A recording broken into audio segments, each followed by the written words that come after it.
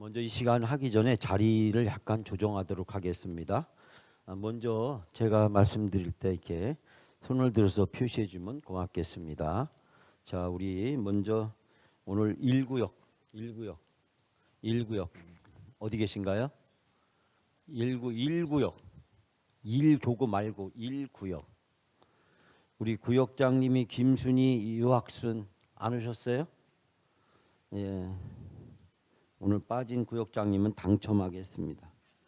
당첨을 해서 다음 주 개족당 갈 때 2구역 정금아 백은복 두 분 오셨어요? 예, 일단은 2구역 두 분 제가 일단 체크해 놓고, 자 3구역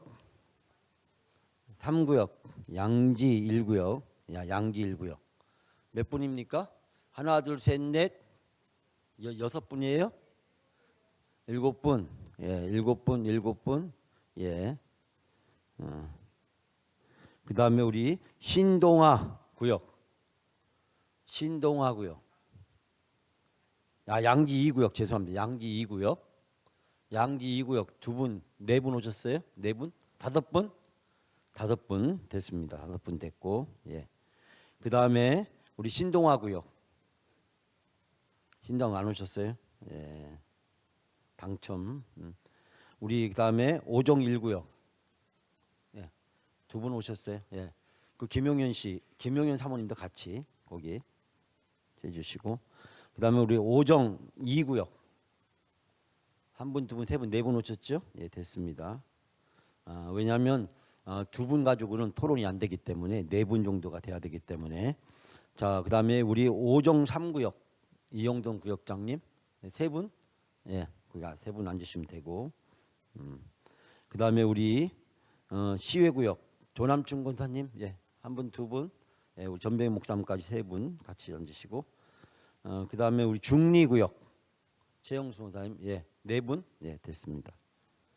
그다음에 우리 용전구역 하나 둘 셋, 그래요, 세 분씩 그렇게 하겠습니다. 세 분씩 하겠습니다. 그다음에 우리 회덕구역 두 분, 예. 그다음에 저기 두 분 이쪽으로 오세요. 두 분, 예. 우리 정금아 권사님하고 백은복 권사님 죄송하지만 여기 우리 양점성 권사님하고 장로님하고 같이 네 분이서 함께 해주시길 바라고. 북부구역, 예. 예, 됐습니다. 네 분이 앉으시 같이 하시면 되고, 예.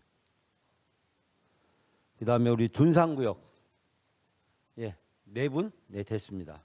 예, 그렇게 앉으시면 되고. 그다음에 우리 유성구역 하나 둘 셋 네 분, 아이고 그렇게 앉으시면 됩니다. 그다음에 우리 남부구역 세 분, 예, 세 분 앉으시면 되고. 그다음에 우리 서부구역 혼자, 야, 혼자 지금 없는 구역이 저기 강순복 장로님은 저 뒤에 우리 어디로 가시냐면은 김창욱 권사님, 우리 장로님, 김용은 사모님 거기 네 분 더 뒤로 가시면 되겠습니다. 됐습니다. 그렇게 앉으시면 되죠. 자, 그러면 지금 두 분 있는 구역 없죠? 예, 다 됐죠? 예. 자, 오늘 우리가 이제 지금 자리로 옮겨 주세요. 제가 옮기라는 분들은 옮겨 주시고 좀 붙으세요. 이렇게 앞뒤줄로 앉아 주세요. 앞뒤줄로. 예. 앞뒤줄로. 우리 권사님이 한 분이 앞으로 오세요. 앞으로 오시고, 예. 세 분 앞으로 나와서 앉으세요. 세 분씩 하세요. 자리를 좀 약간 옮겨서 하도록 하겠습니다.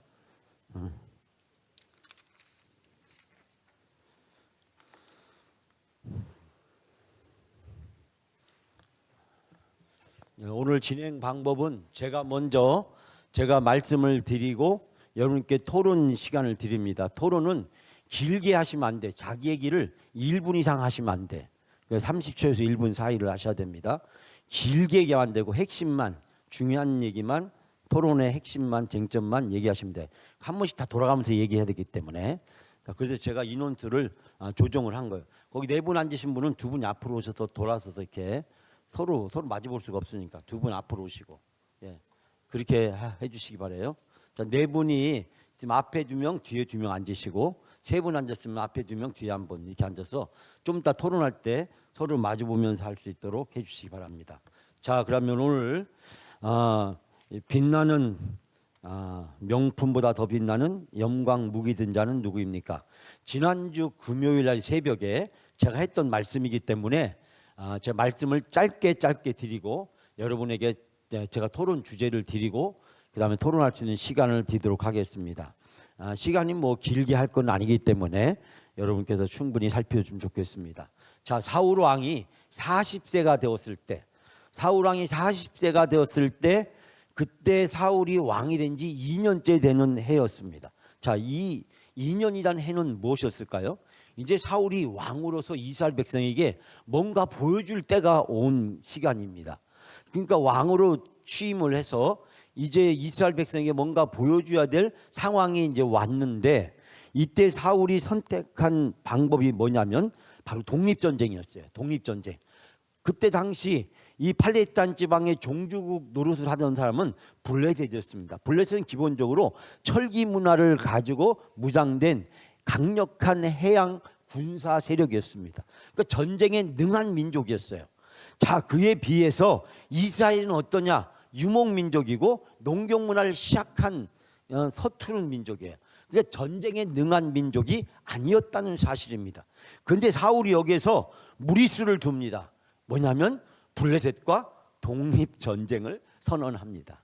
여러분, 이 블레셋과의 전쟁 선언은 사실 이 사울이 왕으로서 무모한, 한마디 얘기하면 계란으로 바위치기와 같은 전쟁이었다는 사실을 발견하게 됩니다. 그래서 막상 전쟁을 시작하고 나서 보니까 너무 전략적으로 이 블레셋이 압도적 군사력을 가지고 있는 거예요. 도저히 싸워서 이길 수 있는 가능성이 없는 그런 전쟁이 시작되게 됩니다. 자, 여러분, 이 빅마스 전쟁 과연 어떻게 됐을까요? 자, 첫 번째, 빅마스 전쟁 불가능한 이스라엘의 독립전쟁이었다. 저의 생각입니다. 자, 우리 13장 6절 7절 다 같이 거기 있는 말씀 함께 읽습니다. 이스라엘 사람들이 위급함을 보고 절박하여, 잠깐 지금 순서지 있죠. 순서지 그 학습지에 보시면 1번에 있는 성경 구절 다 같이 함께 봉독합니다. 이스라엘 사람들이 위급함을 보고 절박하여 불과 수풀과 바위 틈과 은밀한 곳과 웅덩이에 숨으, 어떤 히브리 사람들은 요단을 건너 갓과 길라 땅으로 가되 사울은 아직 길갈에 있고 그를 따르는 모든 백성은 떨더라. 아멘. 전쟁에 나서게 되었는데 이 전쟁에 나서 군대를 소집했더니 3,000명이 모였어요. 이스라엘은 이때 처음으로 상비군을 이제 군노를 구축하게 됩니다. 상비군은 뭐예요?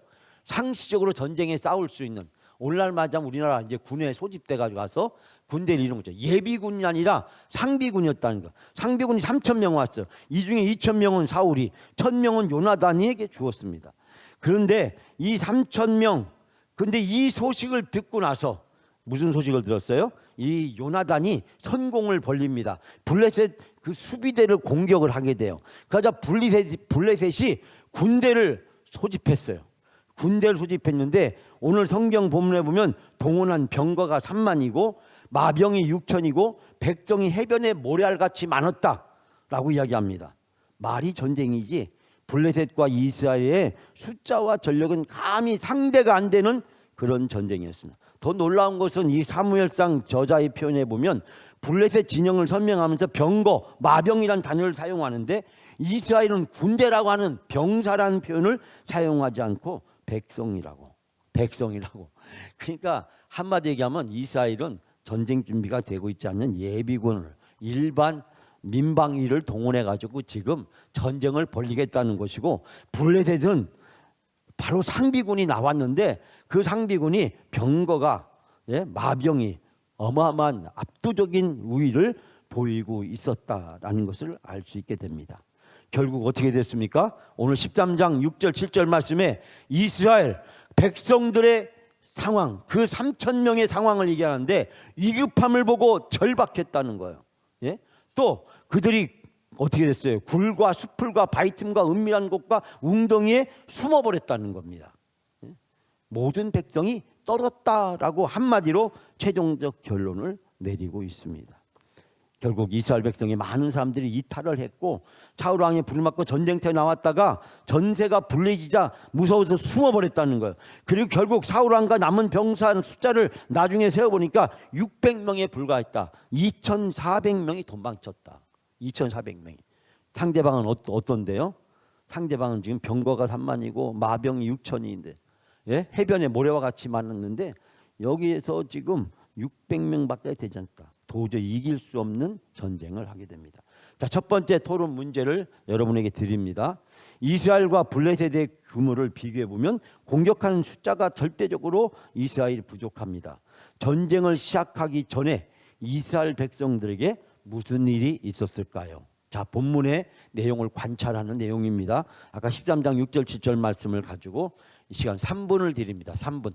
자, 3분 동안 서로 돌아가면서 30초, 30초에서 1분 사이를 얘기를 해 주시기 바랍니다. 자, 전쟁을 시작하기 전에 이스라엘 백성들에게 무슨 일이 있었을까요? 자, 시작하시기 바랍니다. 자, 두 번째 문제를 넘어갑니다. 넘버 2, 요나단 그리고 무기를 든 자. 자, 14장 6절 7절 말씀 우리 다 같이 함께 봉독합니다. 요나단이 자기의 무기를 든 소년에게 이르되 우리가 이 할례 받지 않은 자들에게로 건너가서 여호와께서 우리를 위하여 일하실까 하노라. 여호와의 구원은 사람이 많고 적음에 달리지 아니하였느니라. 무기를 든 자가 그에게 이르되 당신의 마음에 있는 대로 다 행하여 앞서 가소서. 내가 당신과 마음을 같이하여 따르리이다. 아멘. 여러분, 요나단은 평생 2인자로 살아야 됐습니다.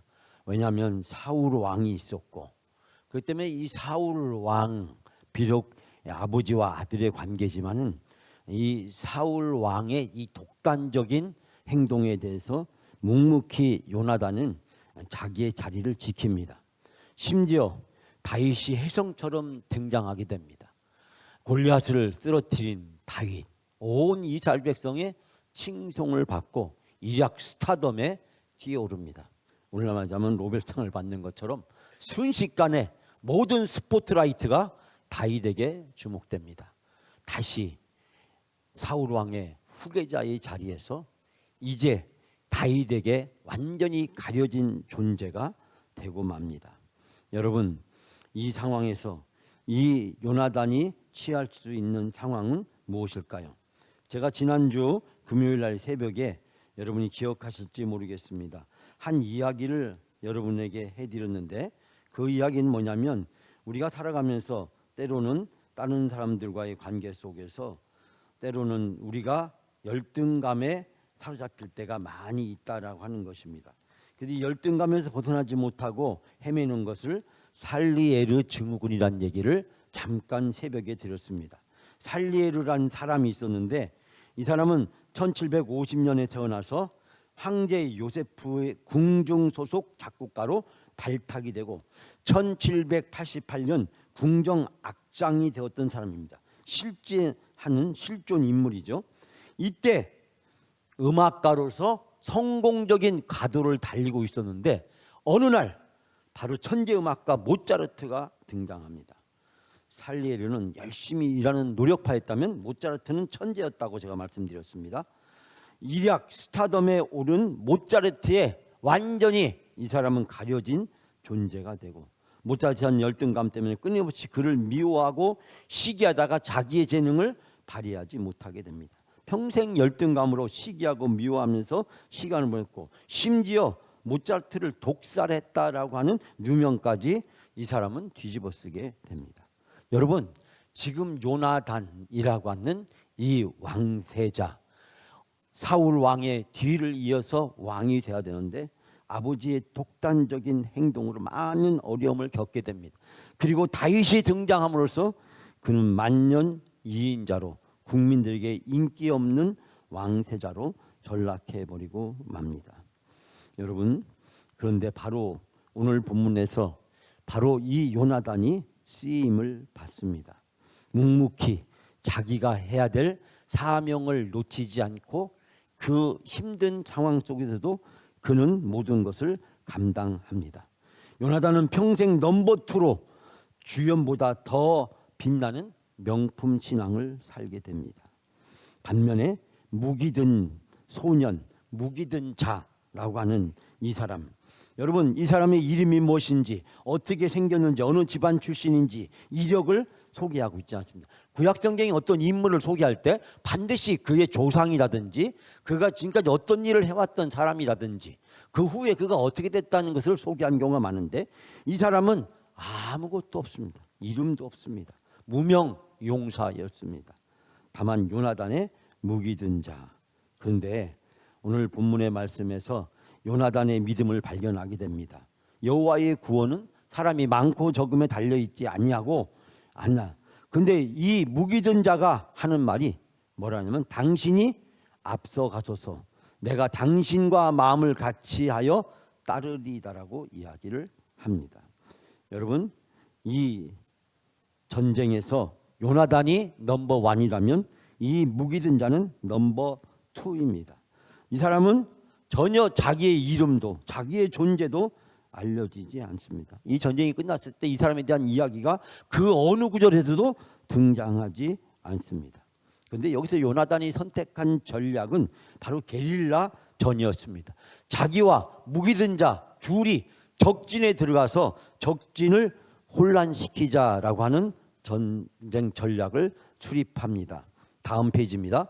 압도적인 블레셋의 전세에 도저히 승산이 없자 요나단이 선택한 특단의 전술은 게릴라 전이었는데, 그 게릴라 전도 얼마나 어려운 전이냐면, 오늘 여기서 보니까 본문의 설명에서 높은 언덕을 기어 올라가야 됩니다.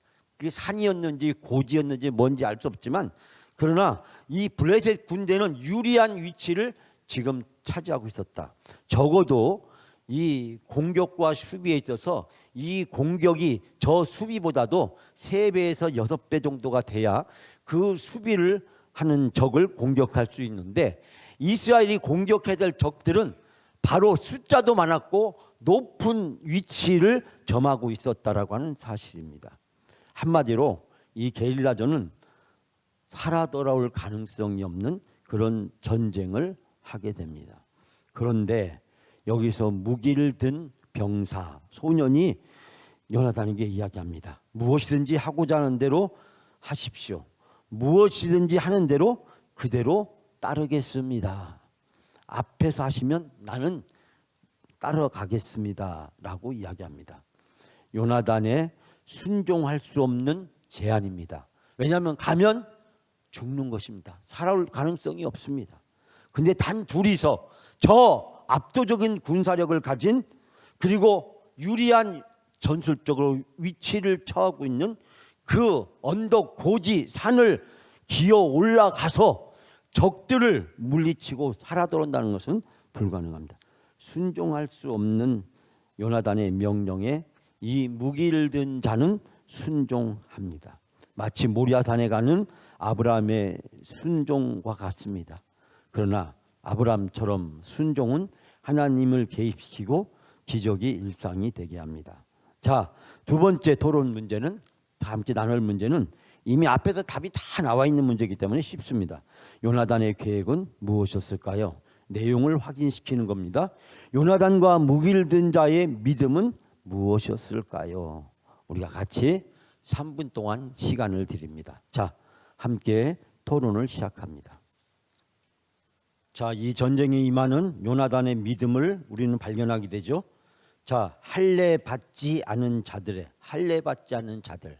즉 하나님의 선택받은 민족이라는 요나단의 자부심을 가지고 있고, 여호와의 구원은 사람이 많고 적음에 달려 있지 아니하다. 지금 이 전세를 뒤집을 수 있는 방법은 바로 이 전쟁이 하나님의 전쟁이 되게 하는 것이라는 사실을 요나단은 알았고, 하나님을 이 전쟁에 개입시킵니다. 자, 여기에서 무기를 든 자는 바로 그가 이 어려운 상황에서 순종하는 믿음의 태도를 보여줍니다.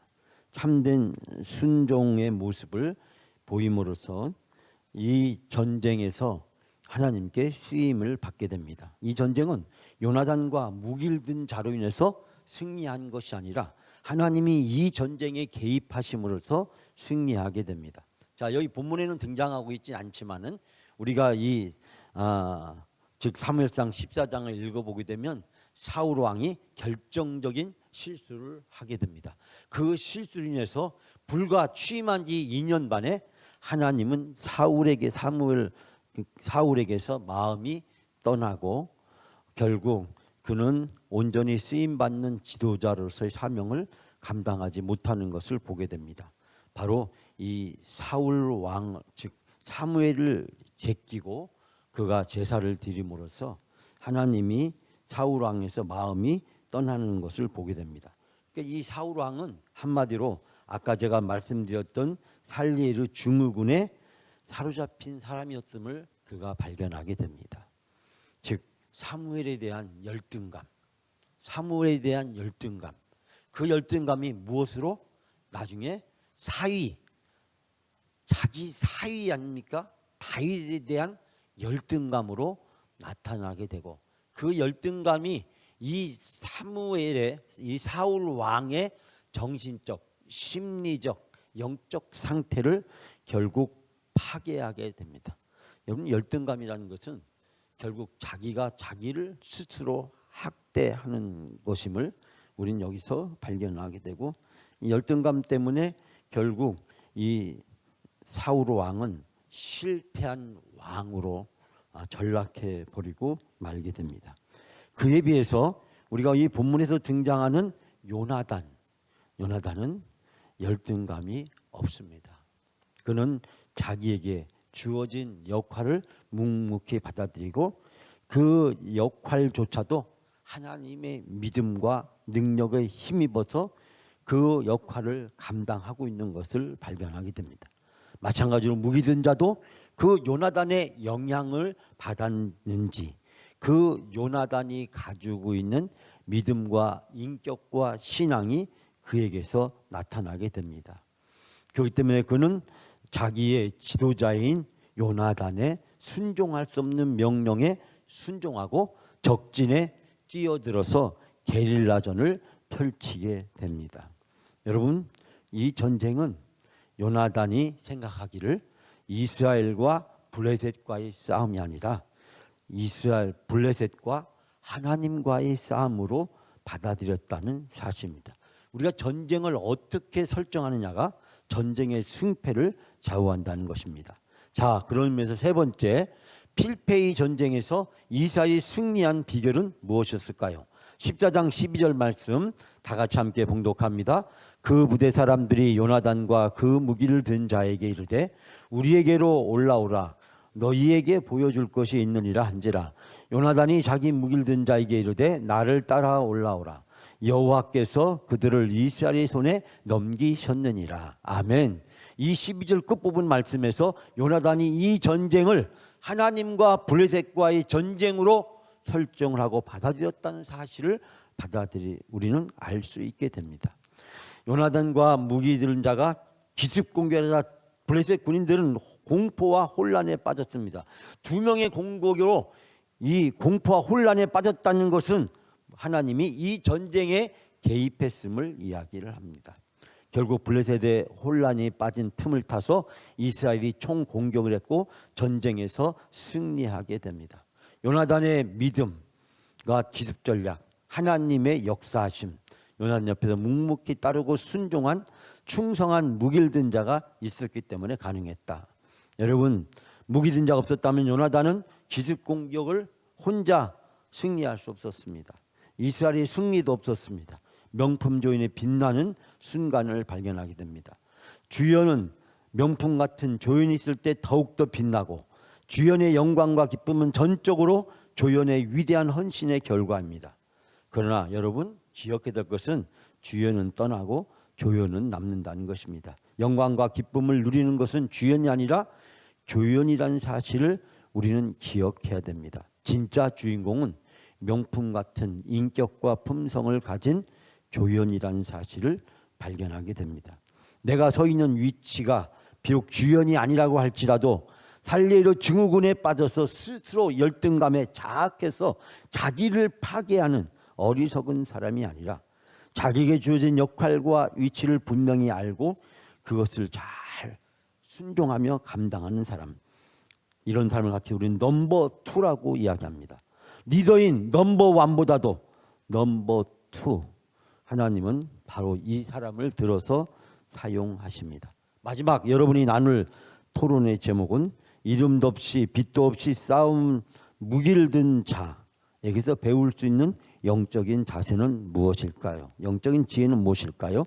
하나님이 사용하는 사람은 어떻게 헌신하는 사람일까요? 자, 3분을 드립니다. 함께 마지막으로 토론해 주시기 바랍니다.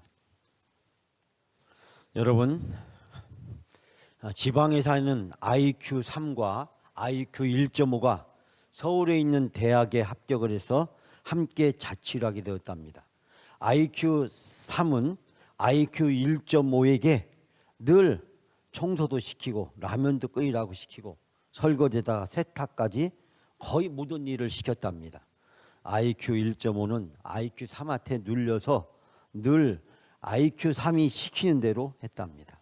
그런데 겨울방학이 되어서 고향집에 다녀왔는데 IQ 1.5가 IQ 3이 시키는 일을 하지 않는 것입니다.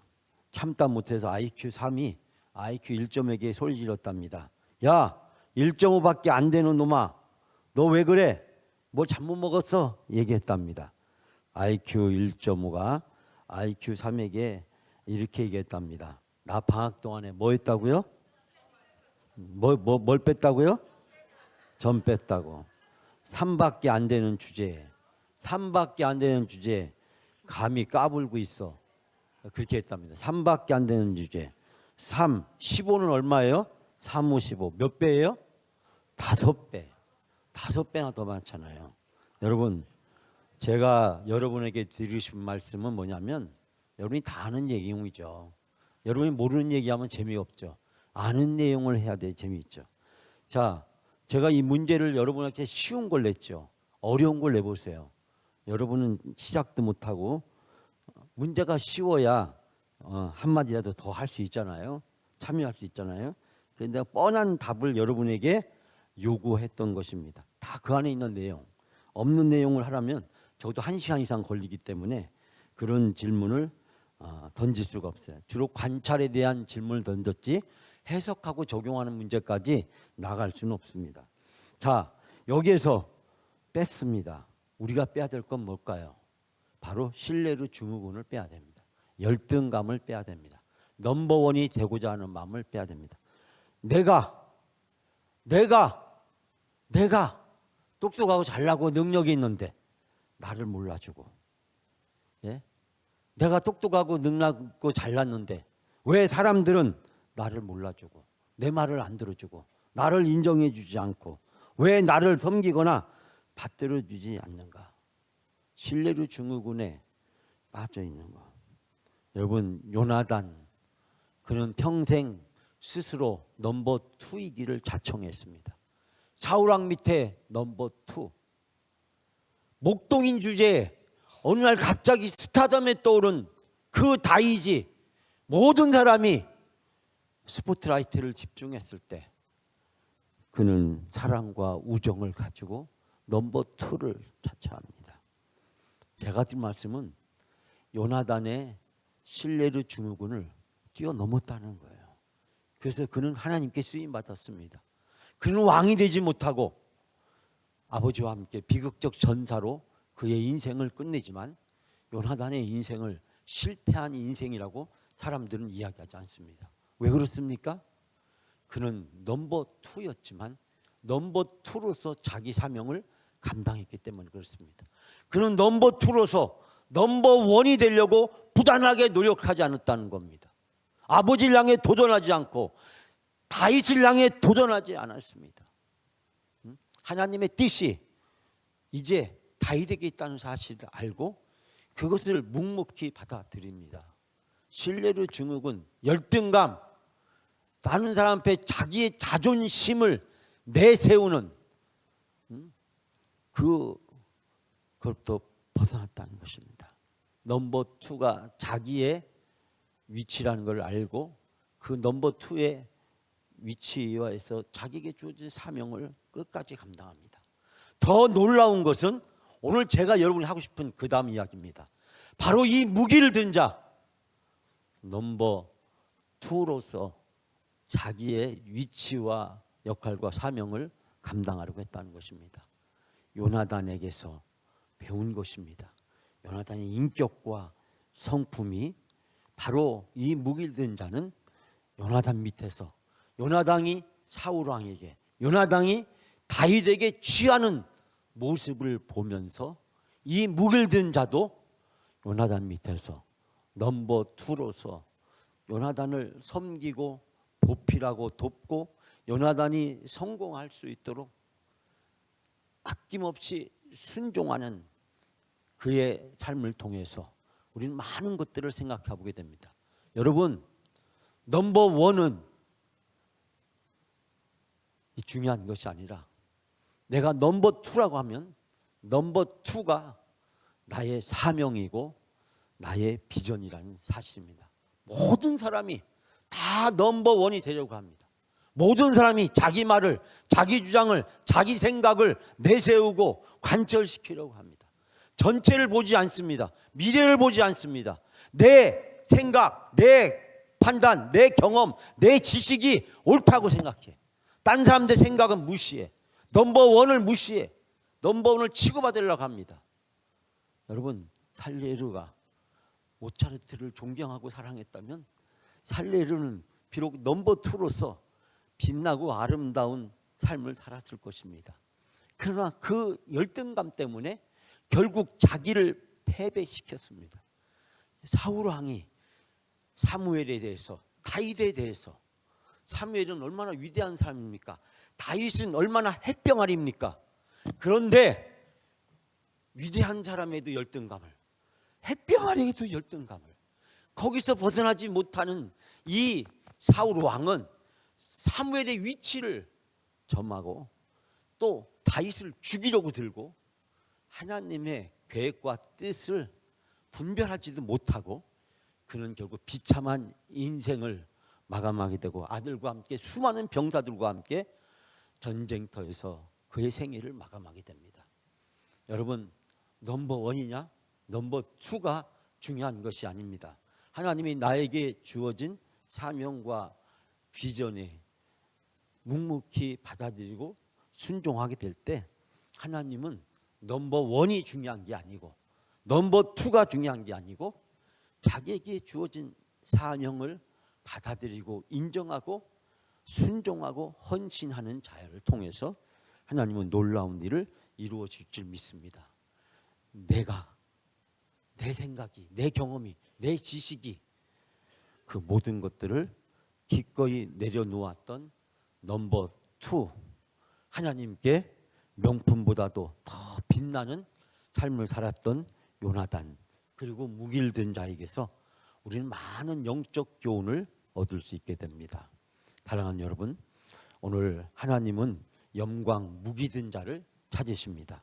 마지막까지 남아있는 자, 여러분이 바로 영광 무기를 든 자입니다. 교회가 어려울 때 끊임없이 교회를, 자기 자리를 묵묵히 지키면서 자기의 사명과 역할을 충성스럽게 감당하는 사람, 마지막까지 흔들림 없이 남아서 교회를 지키는 사람, 바로 그 사람이 영광 무기를 든 자인 줄 믿습니다.